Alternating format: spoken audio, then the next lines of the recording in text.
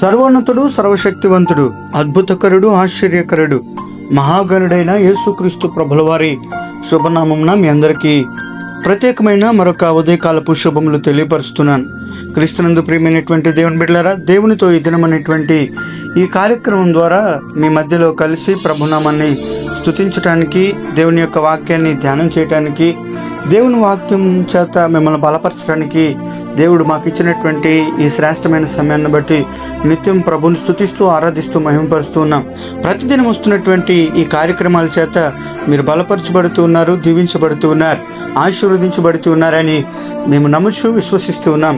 అయితే రండి, ఈ దినం కూడా దేవుని యొక్క లేఖన భాగాలను ధ్యానం చేసి దేవుడిచ్చేటువంటి దివ్యమైన ఆలోచనను పొందుకొని దేవుని యొక్క సన్నిధిలో మీ దినాన్ని గడపాలని అనుకుంటున్నారా? అయితే ఈ దినం కొరకు దేవుడు మనకు సిద్ధపరిచినటువంటి లేఖన భాగం ఏమనగా ఫిలిప్పీలకు రాసిన పత్రిక 4వ అధ్యాయం 6వ వచనాన్ని చదువుదాం. అపోస్తలుడైన పౌలు ఫిలిప్పీలకు రాసిన పత్రిక 4వ అధ్యాయం 6వ వచనం. మీరు దేనిని గూర్చి చింతపడకుడి, కానీ ప్రతి విషయంలోనూ ప్రార్థన విజ్ఞాపనల చేత మీ విన్నపములను దేవునికి తెలియచేయడి. దేవుడు ఈ పరిశుద్ధ లేఖన భాగాలను మనందరి వినికిడిలో దీవెనకరముగా ఆశీర్వాదకరముగా మార్చి మనందరితో మాట్లాడి మనలందరినీ బలపరిచి తృప్తిపరిచి ఈ దినం కొరకాయ మనల్ని పురుకొల్పి మనల్ని నడిపించునుగాక. ఆమేన్. క్రీస్తునందు ప్రియమైనటువంటి నా ప్రియ శ్రోతలరా, ఎంత చక్కని లేఖన భాగం అపోస్తలుడైనటువంటి పౌలు ఇక్కడ వ్రాయించి ఉన్నాడు.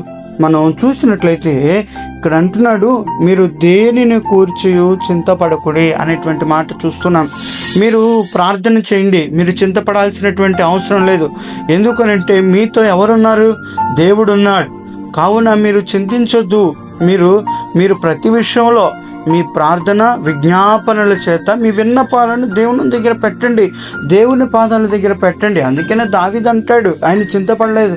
తన జీవితంలో పౌలు గారు కూడా ఏం చేశారంటే తన ముందున్నటువంటి పరిస్థితులను చూసి, ఈయన చెరసాల్లో ఉన్నారు. పౌలు గారు చెరసాల్లో ఉండి పౌలు గారు ఈ పత్రికను రాస్తూ కూడా ఈయన తీసుకెళ్ళి చెరసాల్లో పెట్టినా కూడా మహదానందంగా భావించి ఈయన ఏమంటున్నాడంటే, మనం ప్రతి విషయంలో మన చింత, నువ్వు దేని గురించి చింతిస్తున్నావో నాకు తెలియదు, నువ్వు దేని గురించి బాధపడుతున్నావో నాకు తెలియదు ఉదయకాల సమయంలో, కానీ నీ చింతను దేవుని మీద వేయగలిగితే, నీ భారాన్ని దేవుని మీద వేయగలిగితే ఆయన అంటున్నాడు, ప్రయాసపడి భారం మోసుకుంటున్నటువంటి సమస్త జనులారా అన్నాడు. నీ భారం నీ మీద ఉంచుకొని నువ్వు ప్రతి విషయంలో చింతించి, నువ్వు ప్రతి విషయంలో ఆలోచన చేసి ఏం చేయాలో దిక్కు తెలియని పరిస్థితుల్లో ఉండి నువ్వు కృంగిపోతున్నావేమో. అయితే నా దేవుడు అంటున్నాడు, మీరు మీ చింతను దేవుని మీద వేయండి, నీ భారము యెహోవా మీద మోపు, అప్పుడు ఆయన నీ భారమును తీరుస్తాడు. నీ భారాన్ని దేవుని మీద మోపండి. మీ భారమును మీకేదైతే, నా కుటుంబాన్ని నేను ఎలా కట్టుకోలే, నా కుటుంబాన్ని నేను ఎలా నడిపించుకోవాలి అని నువ్వు అనుకుంటున్నావేమో. ఈ ఉదయకాల సమయంలో నీ కుటుంబ పరిస్థితులు, లేదంటే నీ ముందున్నటువంటి పరిస్థితులు నేను అనేక రకమైనటువంటి ఇబ్బందులకు గురి చేయొచ్చు. నా ప్రియ సహోదరి సహోదరుడా, నిన్ను ఇబ్బందులకు గురి చేసి నిన్ను కష్టకాలంలోకి నడిపిస్తూ ఉండొచ్చు. అయితే నా దేవుడు అంటూ ఉన్నాడు, నీ కష్టం ఏంటో మీరు నా మీద వేయండి, మీ నష్టాన్ని నాకు తెలియచేయండి, మీకు వచ్చినటువంటి బాధను, మీకు వచ్చినటువంటి శ్రమను నాకు తెలియచేయండి. ఎందుకనంటే దేవుడు ఆదరిస్తాడు, దేవుడు నడిపిస్తాడు, దేవుడు ప్రోత్సహిస్తాడు. నువ్వు చింతిస్తూ నీ చింత యావత్తును దేవుని మీద వేయకుండా, నీ చింతను దేవునికి తెలియచేయకుండా నీకు నువ్వే చింతించి నీ భారాన్ని నువ్వే మోసుకోవాలనుకుంటున్నావు ఇంతకాలం. కానీ దేవుడు అంటున్నాడు, నువ్వు చింతించాల్సినటువంటి అవసరత లేదు. నువ్వు చింతించకుండా నీ భారమును ఎప్పుడైతే దేవునికి తెలియజేయగలుగుతావో, నీ చింతను ఎప్పుడైతే దేవునికి తెలియజేయగలుగుతావో, అప్పుడు నీతో దేవుడు ఉండి ఆయన నిన్ను నడిపించడానికి ఇష్టపడతాడు. నా ప్రియ సహోదరి సహోదరుడా, అందుకనే ఏమంటున్నాడంటే, మీరు చింతించొద్దు, ప్రార్థన చేయండి, మీ విన్నపాన్ని దేవునికి తెలియజేయండి, అప్పుడు సమస్త జ్ఞానమునకు మించిన క్రీస్తు సమాధానము మీ హృదయముల్లో నివాసం చేస్తుంది. అబ్బా, ఎంత చక్కని మాట చూడండి.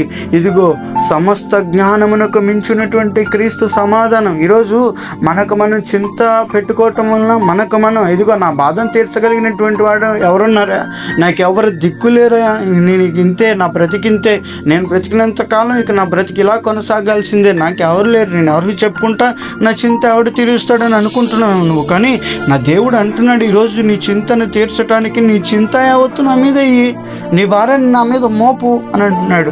నువ్వు ప్రయాసపడుతున్నావేమో, నీకు నువ్వుగా ఏదో చేసుకుందాం, నా జీవితాన్ని కొనసాగించుకుందాం అని ప్రయాసపడుతున్నావేమో. ఈరోజు నీ ఉద్యోగంలో నిన్ను కాదన్నారు, అయ్యా నాకు ఉద్యోగం లేదు, నాకు ఒక భవిష్యత్తు లేదు. నీ భవిష్యత్తుని గురించినటువంటి చింత, నీ ఉద్యోగాన్ని గురించినటువంటి చింత, నీ కుటుంబాన్ని గురించినటువంటి చింత, నీ సంఘాన్ని గురించినటువంటి చింత, దేనిని గురించి చింత?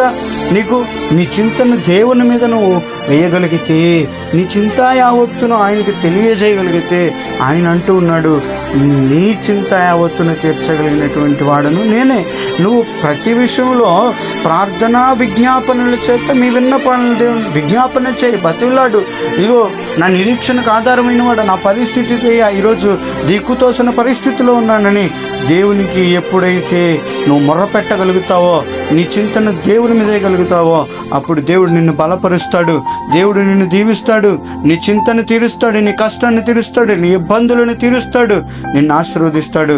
అందుకే ఈ దినం దేవుడు అంటున్నాడు, మీ చింత యావత్తును నా మీద ఏమంటున్నాడు. మన చింతలన్నీ దేవునికి తెలియజేద్దాం.